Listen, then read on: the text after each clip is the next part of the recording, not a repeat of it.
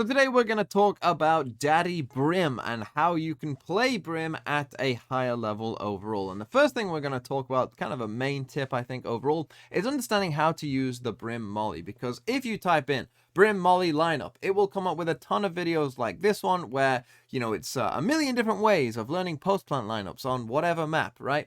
With the Brim Molly. And I think that that's fine, and you should, if you want to be playing Brim at even a decent level, you should know at least, some lineups for common post-plant positions, right, for where the spike is normally planted. You should know some of them because that will definitely come in hand. And so I'm not saying don't learn these, you should learn these.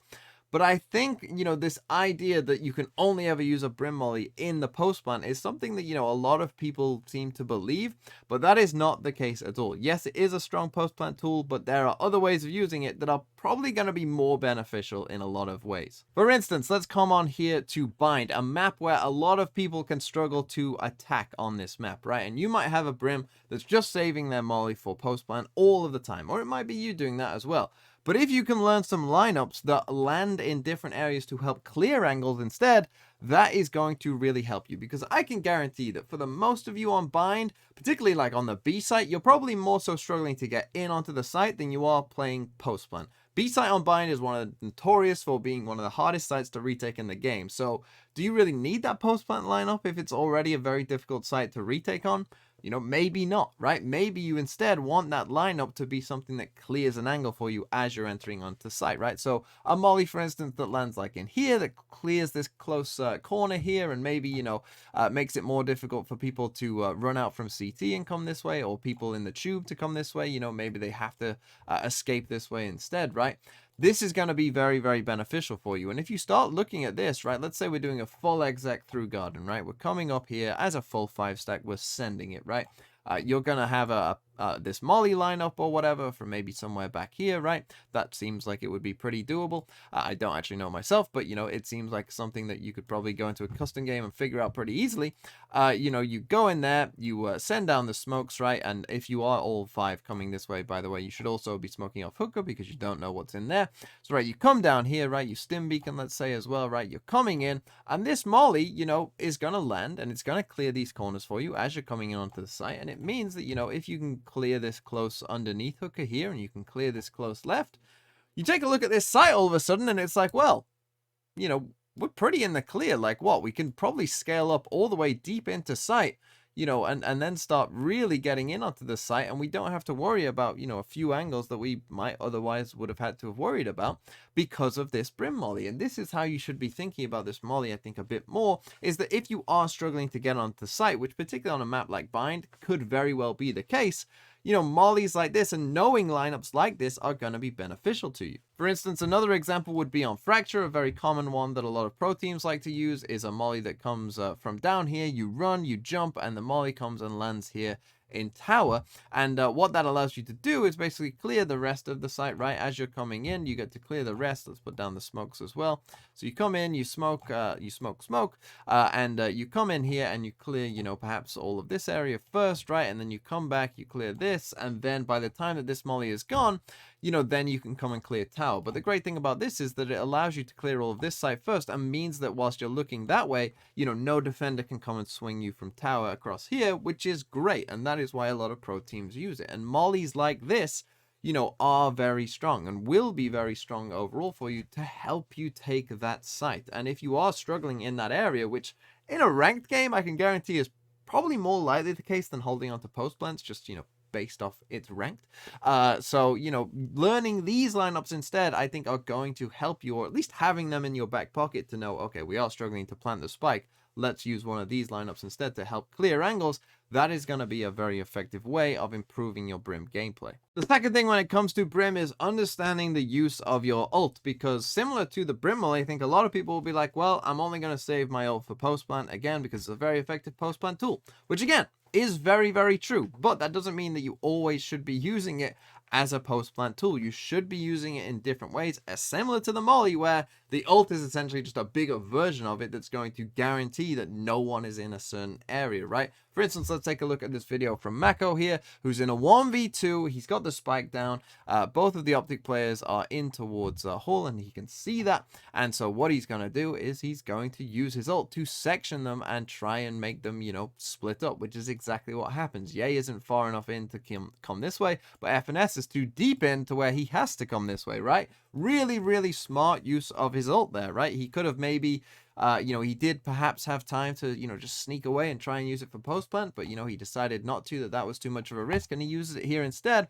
He sections the two of them off, manages to kill FNS, and now even though Ye eventually will kill him, he's going to buy enough time to win the round anyway, just off the back of that ult, right? So he just plays a bit of ring-a-ring-a-rosy with Ye here, who does eventually kill him, but there's not enough time, and DRX are able to win this round. And again, this is something else that you need to be thinking about how you use your ult. For instance, coming back in onto Bind, again, if you are struggling to get onto the site, an ult like this towards lamps is an absolute godsend, right? It just means no one can be there, right? You know no one is in that area now as you attack, and it doesn't matter if no one was there to start off with. The thing is that means that you don't have to clear that angle, you don't have to worry about it at all. That space is now, you know, probably going to be yours because you're going to be able to just send it now and only look right. That is the beauty of this ult. Using an ult like this is that as you come in onto the site here through short, you're just going to be able to look one direction. You don't have to worry about the other direction. How cool is that? You might also get a kill if someone, you know, if someone is standing here, they probably are just doomed, right? And so ults like this are extremely powerful as well, and you should be looking at ways, you know, go onto Valorant, you know, look for different ults, look for different places that you might want to put this in, right? You could put one on the deep B site as well, right? Something just like in here if you've, you know, perhaps spotted someone back here or on the other side of it as well, right? Either way. But ults like this are very, very powerful, and you can use them again as initiation tools of just making sure that that spike goes down. And that is something that I think is very, very crucial, and you shouldn't be just thinking about this ult as a post-plant tool to only use on the spike. And then my final tip for you is on the defensive side smokes, because this is something that I think really can make the difference between a very good Brim and, you know, just an average one at that. Because, of course, Brim has 3 smokes, but they don't recharge. So when you use them, particularly on the defensive side, you need to be using them at the right time. So you need to be understanding what your opponent is doing, and you need to be planning what you aim to do with those smokes as well. For instance, let's take a look at this round here, which is just a cool round to show anyway, from DRX versus Optic in the lower final of Champs.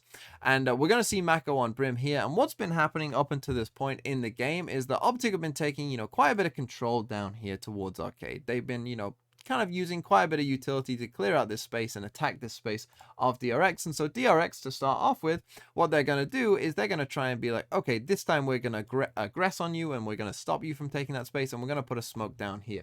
But it's not going to work for them, as you will see, right? And so one of Mako's smokes, he puts it down just there, but Optic are going to use a lot of utility, right? They're going to use a Neon Stun, they're going to use a Breach Flash in here, they're going to use a KO Knife as well. They're going to use a lot of utility to clear this space, right? In comes a Breach Stun, in comes the Neon Wall, and they get that space, right? So that smoke, you know, it's still there, but essentially it has been wasted. So now Mako only has 2 smokes, but he's used another one as well, right? Straight away, he's feeling the pressure that, okay, you know, they've used a lot of utility early on in this space, right? They've just used quite a bit. So he's feeling like, okay, this could be quite a quick hit. So he's put down his other smoke here, right? And that's a crucial thing, because he's not trying to stop these guys here with, you know, an extra smoke here or whatever. He's actually smoking off the other side instead. And this is something really important to understand, that what this means is that it means that everyone can just look this way, right? He doesn't know, there could be no one here. As you can see, there is no one there, but there could also be, you know, potentially 2 people there as well. They haven't seen the Brim, they haven't quite seen the chamber yet either. So, you know, there could be 2 people here, there could be 0 people there, and they feel pretty confident in that knowledge, because they've seen Breach Stun, they've seen Neon Stun, Neon Wall, you know, they've seen KO Knife, so they know that there's at least 3 here. But this smoke just says, okay, there is no way you're coming through here, or at least that would be a major risk if you did. And that means, as you can see, that the rest of DRX, including himself, can just all look at this one way, and they can fight this together. And that's going to have a massive impact on this round, as you will see, because in fact, we also get a Brim Molly here as well from Marv that's coming back here. And again, look, this is to help them, again, get this space, right? Using it as an initiation tool. He's put his Brim Molly in here so that no one can swing on them as they're getting into this space, just another example there for you of, using your Brim mollies not just for post plant.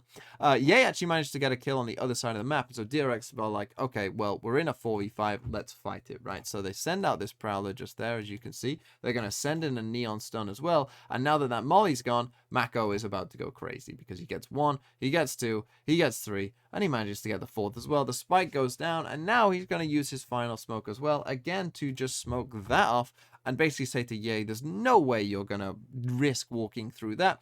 So essentially, we can just, feel confident that almost this smoke for now is kind of stopping you doing that at all, and we can just all watch different angles instead. Really, really nice from Mako overall, but again, how you use those defensive smokes is going to be a big way in terms of, how good your Brim gameplay is. You need to understand, our opponents often going fast. If they are, use them pretty liberally, use them pretty fast into the rounds. If they're playing really slow though, right, if your opponents are waiting a minute before they ever get a hit, well, don't use those 3 smokes before they hit the site, right? You should be more passive and more conservative with how you're using them based on the feel that you get from your opponents. What are they doing in each round? How fast are they playing? How fast should I use my smokes?